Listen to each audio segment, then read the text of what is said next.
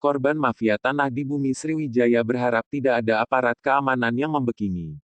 Palembang, Sumsel, Kompas86.com. Presiden Joko Widodo menginstruksikan pemberantasan para pelaku mafia tanah di Indonesia, terkhususnya di Bumi Sriwijaya Palembang. Jangan lagi ada kompromi dengan mafia tanah.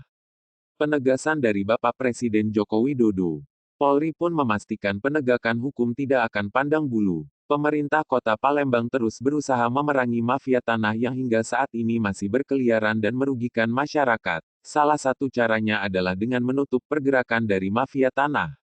Maraknya kasus perampasan tanah yang dilakukan para mafia lantaran adanya oknum yang nakal yang mencari keuntungan untuk kepentingan diri sendiri. Aparatur negara tidak menjalankan undang-undang UU 5/1960 tentang Peraturan Dasar Pokok-Pokok Agraria.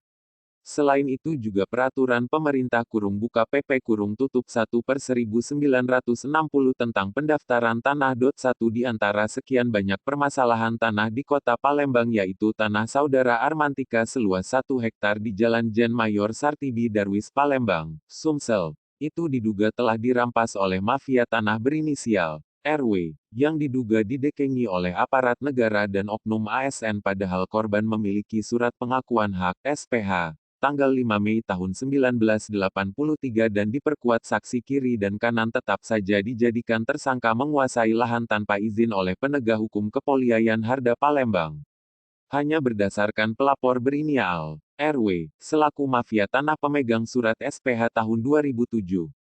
Terkait permasalahan tersebut Armantika wartawan Kompas86.com selaku korban, tanggal 30 September tahun 2021, sekaligus ahli waris tanah sampai saat ini masih bingung dengan keputusan Kepolisian Harda Palembang menjadikan dia sebagai tersangka kasus penguasaan lahan tanpa izin. Dia berharap agar penegak keadilan meninjau kembali kasus ini dan memohon agar Bapak Presiden dan Kapolri tetap melakukan koreksi terhadap jajaran di bawahnya.